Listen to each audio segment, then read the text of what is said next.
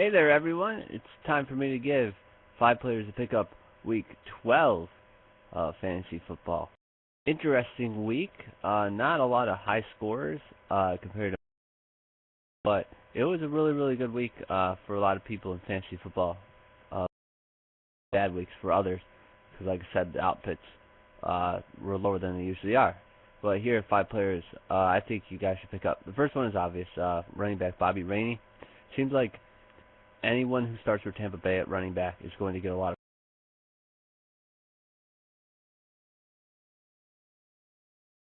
bucks. So, and then Doug Martin's out for the year. Bobby Rainey comes in. He plays fantastic. He puts up a huge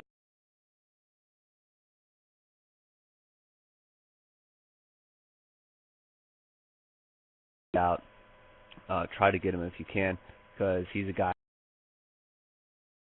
good. He's still a great backup starter. Injuries happen, whatever. Bring him in. That great offensive line in Tampa. Next, I'm gonna go with running back Brandon Jacobs. What? Brandon Jacobs. He just came back from injury and scored a touchdown already in his first. What I really like is the Giants are moving the ball and finally looking alive. They've won quite a few games straight. They're also playing Dallas this week, whose run defense is dreadful. Well, I wouldn't say dreadful, but I mean, they get hard, let's be honest. They give up big. Brandon Jacobs in the red zone is phenomenal. The Giants are going to go to him. I'm not saying start Brandon Jacobs, but keep it on your bench. Keep an eye out for him because he is goal line. He's cash. So as long as the Giants are moving the ball, Brandon Jacobs has a lot. Look at him because he's owned in like no leagues. Next, quarterback Eli Manning. I know he's owned in about 60 Yahoo leagues, but if he is available and you need a backup quarterback, or you're back in a bye, like say if you're starting Foles, he's on a bye this week. So bring in Eli Manning because of the matchup. The else gives up a lot of points to quarterbacks. I do know the Giants have bad offensive line.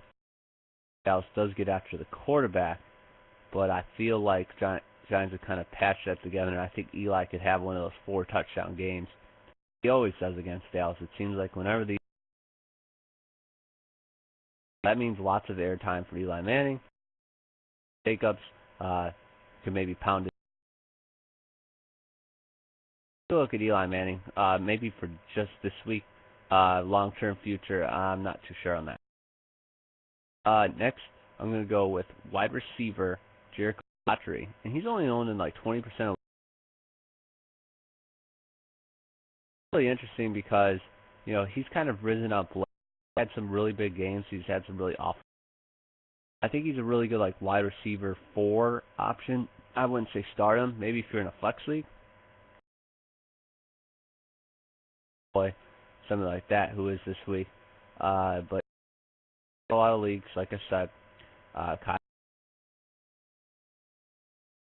offense getting a lot better. They're moving the ball more. Emmanuel Sanders has been injured, who is Big Ben. One of his favorite targets. Jericho Cotchery comes in, and I would take a look at Jericho Cotchery. Like I said, not as a start.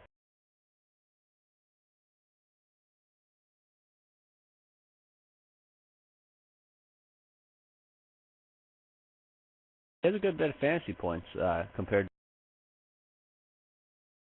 to him. And last but not least is tight end Delanie Walker for the Titans.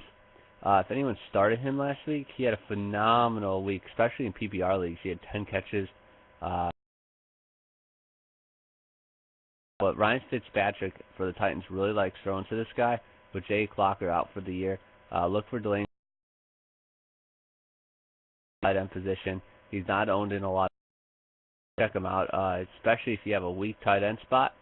You got tight end at a bye, or if you just need a good backup tight end. Delanie Walker's there, especially for PPR leagues. Down, which is really good for that. Say if he gets like 5 catches a game for 6, good tight end to have, especially if you don't have Gronkowski or Jimmy Graham or Vernon Davis. That's really good tight end production.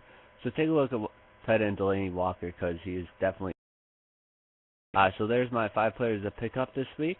I hope you guys have a great fantasy week as always, and have a good day.